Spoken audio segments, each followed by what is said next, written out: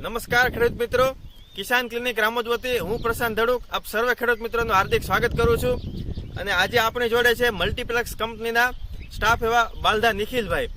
ખેડૂત મિત્રો, આપણે જાણીએ છીએ તેમ ખેતીમાં આપણે દર વર્ષો જે ઉત્પાદન પાક લેતા હોય છે અને તેના ખર્ચા રૂપે કે ભાગ રૂપે જે તત્વોનું જે જમીનમાંથી શોષણ કે ખવાણ થાય છે તેને આપણે આગલા વર્ષે કઈ રીતના પૂર્તિ કરવી તેના માટે જો આપણી પાસે એક ચોક્કસ ખ્યાલ હોય તો એક બહુ સરળતા રહે છે.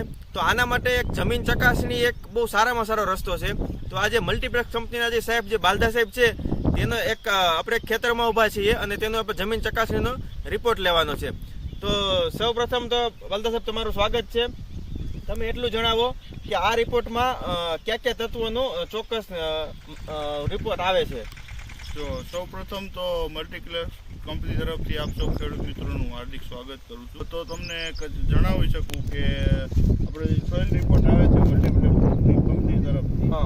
એમાં આપણે જે અવેલેબલ તત્વો છે, પેલા નાઇટ્રોજન, ફોસ્ફરસ, પોટાશ, જે આપણે મેન જે આપણે ગણી છીએ કેટલું જમીનમાં છે તેની ચકાસણી કરીને આપે છે. ચોક્કસ. બીજું છે આપણા જમીનની પીએચ કેટલી છે, પીએચ. પછી ઇલેક્ટ્રિક કન્ડક્ટિવિટી, ઈસી આપણે જેને કન્ડક્ટિવિટી વિજ્ઞાનની ભાષામાં. ઈસી, પછી calcium, magnesium, sulphur, nitrogen, boron, zinc, iron, આ બધા તત્વો આપણી જમીનમાં કેટલા પ્રમાણમાં અવેલેબલ છે એના વિશેની પૂરેપૂરી માહિતી આપે છે. પ્લસ રિપોર્ટ કરાવો ત્યાર પછી તમારી માનો કે મગફળીનો પાક છે, કપાસનો પાક છે, એ માટેની આગળની ભલામણ આપે છે કે તમારા પાક મગફળી વાવવાની છે, કેટલું હોવું જોઈએ ને કેટલું છે એ તો તમને બતાવશે ને આ વસ્તુનો તમારો ઉપયોગ કરવો જોઈએ, જેથી તમારે આગળ જતા તમારો ખોટો ખાતરનો વ્યય ન થાય અને જેના લીધે તમારે જે તમારો પૈસાનો ખર્ચો થાય છે એ બચી જાય અને તમારો પરિશ્રમ જે ખોટો બગડે એ બગડવાનો છે. એ મેન ફાયદો છે. જેના લીધે તમારે ખાતરનો પણ બચાવ થાય, તમારી જમીન પણ સુધરે, રૂપિયાનો પણ બચાવ અને રૂપિયાનો પણ બચાવ. જે મોંઘી ખેતી થઈ રહી છે એને ક્યાંક ને ક્યાંક આપણે કાપ લગાડી શકીએ. ચોક્કસપણે.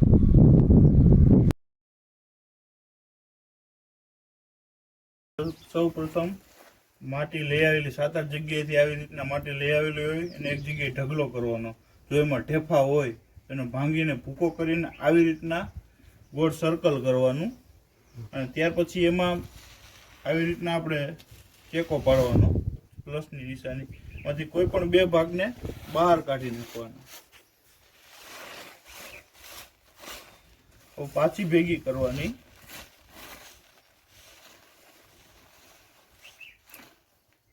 પછી એ જ રીતના પ્રોસેસ કરીને વધારાના જે બે ભાગ હોય એ બહાર કાઢી નાખવાના.